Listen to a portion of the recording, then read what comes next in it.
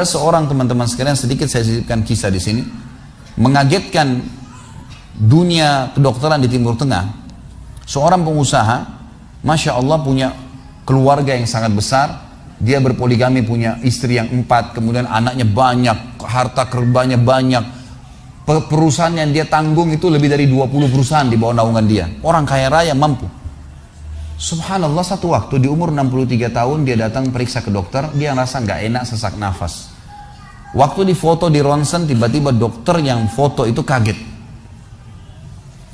Waktu selesai di ronsen, dia katakan, mana tadi pasien yang di ronsen? Mana pasien tadi? Pasien ini masih duduk di depan.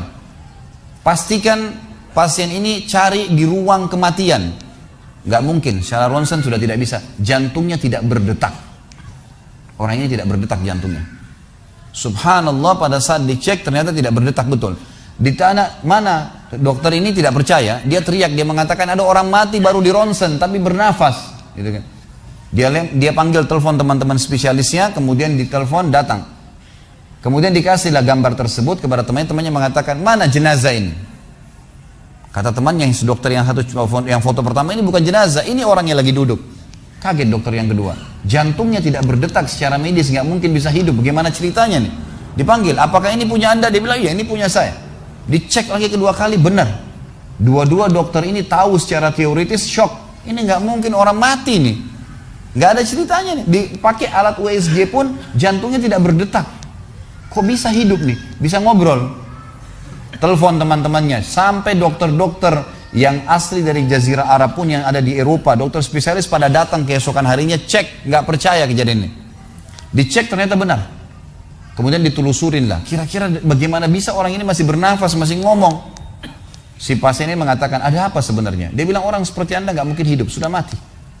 Lalu kata dia, apakah orang seperti saya, jantung tidak berdetak, bisa punya keluarga? Mereka bilang mustahil. Dia bilang, saya punya istri dan saya melayani mereka. Apakah orang seperti saya bisa bekerja? Dia bilang mustahil, saya menaungi 20 perusahaan saya. Semuanya bisa berjalan. Mereka nggak percaya. Sampai datang seorang dokter yang senior dari Jerman, datang khusus karena kasus masalah ini, diundang oleh dokter-dokter spesialis tadi. Dicek, ditemukan ternyata teman-teman sekalian, di bagian bawah jantungnya ada urat-urat saraf seperti terbuat, ya, seperti dibuat secara alami yang mengalirkan darah-darah tertentu sehingga ada pompa nafas di situ. Tidak ada di manusia lain, cuma di orang ini saja.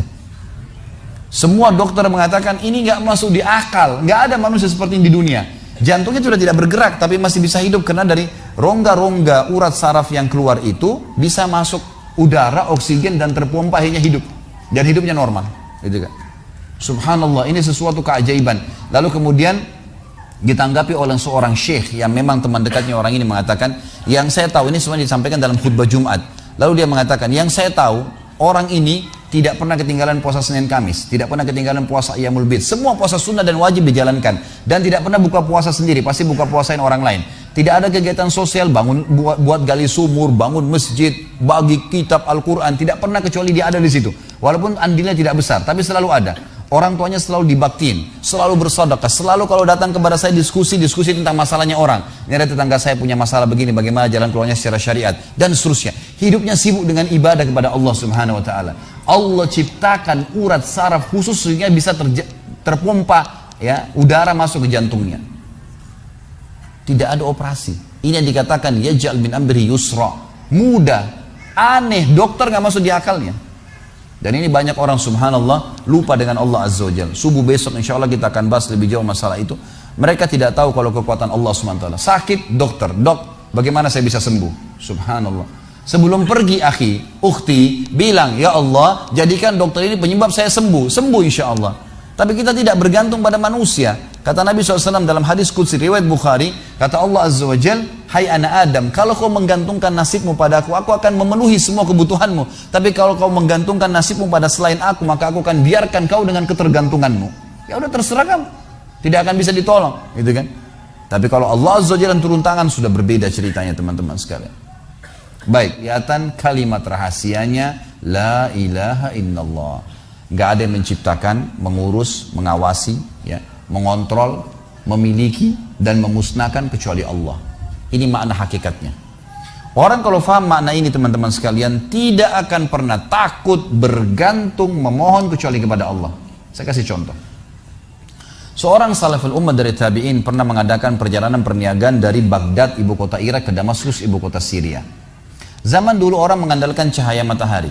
Gak ada penerangan kayak kita sekarang. Jadi orang kalau pagi jalan sampai menjelang terbenam matahari, mereka tinggal di situ, tunggu sampai besok, nginep, besok terbit matahari baru jalan lagi. Karena mereka nggak ada penerangan. Orang ini kebetulan sebelum tiba di Damaskus, pas waktu maghrib, dia tiba di sebuah hutan. Hutan ini lebat, gelap, ya. Bayangkan kalau anda di posisi ini gelap, di hutan sendirian, nggak ada orang-orang. Dan hutan ini liar, gelap sekali. Maka dia terpaksa nginap, tunggu besok, terbit matahari baru bisa jalan. Kalau dia keluar juga jadi kacau, kemana-mana jalannya, gitu kan. Maka dia pun wudhu, dia sholat maghrib isya jamak qasar layaknya seorang musafir, lalu dia coba istirahat, tertidur. Di awal malam, kalau kita sekarang sekitar jam 11 malam, dia bangun ingin sholat tahajud.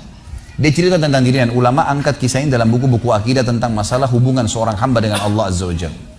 Yang terjadi teman-teman sekalian, pada saat dia sholat, dia bilang, selesai saya 2 rakaat pertama, saya ingin berdiri ke rakaat tahajud selanjutnya, tiba-tiba saja, di depan mata saya ada seekor harimau meraung dengan keras, siap menerkam saya.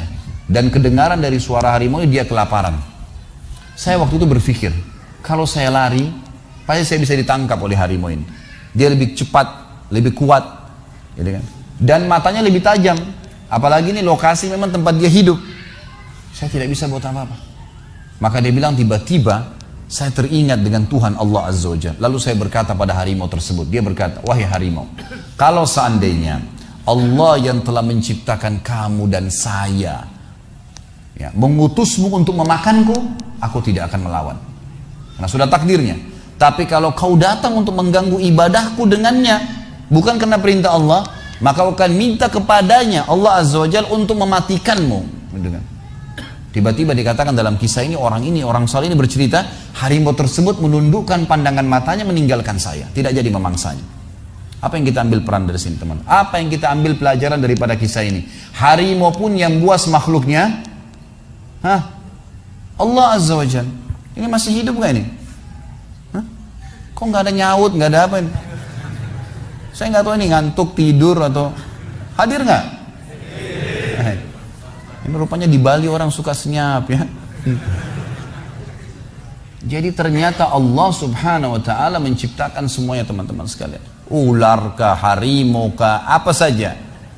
Salah satu kebahagiaan seorang mukmin yang kenal Tuhannya adalah tidak akan pernah takut kepada raja zalim, kepada pasukan yang 10.000, 1 juta. Apa saja tidak akan pernah dia takutin, karena tidak akan mati kecuali ajalnya datang, gitu kan?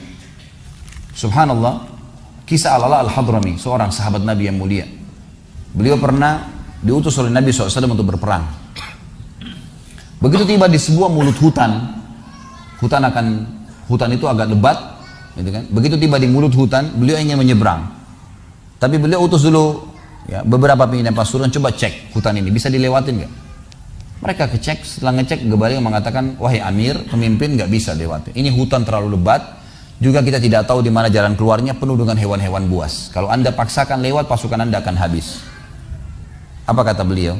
Baiklah, setelah saya bertakbir 3 kali, ikutin saya.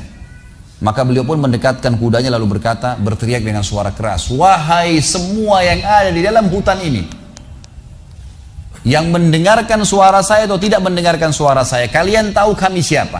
Kami adalah utusan Rasulullah SAW berperang di jalan Allah. Maka mudahkanlah jalan kami untuk keluar dari hutan ini. Dalam riwayat ini dikatakan dan yang disaksikan oleh para sahabat, hewan-hewan yang biasa saling memangsa, kayak harimau sama rusa, gitu kan, serigala sama kelinci, semuanya bersebelahan, saling bersatu, berdempetan untuk menunjukkan jalan keluar pasukan mujahidin, sampai mereka keluar tidak digigit 1 orang pun. Kekuatan keyakinan kepada Allah Azza wa Jalla ini luar biasa. Kisah yang unik yang lain adalah surat Umar bin Khattab kepada sungai Nil. Pernah Amr bin As radhiyallahu anhu, sahabatnya waktu masuk ke Mesir, begitu beliau dinobatkan jadi gubernur, baru minggu pertama, baru pekan pertama, tiba-tiba air sungai Nil, air sungai hilang, habis. Ini bukan musim kemarau ini, habis, hilang tiba-tiba. Lalu Amr bin As panggil pimpinan-pimpinan orang suku Kipti, orang asli Mesir, datang semua, yang sudah masuk Islam tentunya. Ditanya oleh Amr bin As, apa yang terjadi nih, sungai Nil kok bisa begini? Dia bilang, wahai Amir, wahai Gubernur, ini sudah sering terjadi begini. Ini setiap tahun begini. Lalu kata Amr bin As, apa yang kalian lakukan? Kami selalu melempar tumbal, lempar sapi, lempar kambing, dan yang paling cepat airnya keluar kalau kami lempar tumbal anak gadis. Dari mulut sungai Nil dilempar ke bawah, diikat, begitu jatuh, kebentur kepalanya, keluar darah, begitu netes darah langsung keluar air. Kata Amr bin As, demi Allah ini nggak ada dalam Islam. Dari mana ini? Saya akan tulis surat kepada Amir Mu'minin Umar bin Khattab, kirim surat. Begitu tiba tangan Umar bin Khattab, Umar mengatakan, wahai Amr bin As, ini balasan surat saya dan bacakan surat saya kepada sungai Nil. Suratnya dari hamba Allah Umar bin Khattab, gitu kan, kepada sungai Nil. Kalau seandainya selama ini kau mengalir karena tumbal yang dilemparkan kepadamu, hai Nil, kami tidak ingin kau mengalir selamanya. Tapi kalau kau mengalir atas nama Allah Al-Jabbar yang Maha Perkasa, maka mengalirlah dengan atas nama Allah itu. Semenjak itu air sungai Nil keluar, tidak pernah hilang sampai sekarang. Ternyata permainan syaitan menyesatkan manusia. Coba bagaimana kekuatan akidah seseorang yang sudah mengenal Tuhannya Allah Azza wa Jalla. Jadi luar biasa kisah-kisah mereka ini. Memahami hakikat la ilaha illallah ini teman-teman sekalian, bahwasanya semua selain Allah dalam makhluk, kita sama air sama, sama batu sama, sama apapun sama. Jangan pernah takut dengan mereka. Gak perlu takut, gak perlu menggantungkan nasib. Dokter hanya bisa tulis resep semoga lekas sembuh, gak ada pasti sembuh. Tapi Allah Azza wa Jalla menjanjikan, kata Ibrahim alaihissalam, wa idza maritu fahuwa yashfin. Kalau saya sakit pasti dia yang sembuhkan. Dan para sahabat teman-teman sekalian, kalau sendal mereka putus, mereka mengangkat tangan ke langit mengatakan, ya Allah, sendal saya putus, gantikanlah.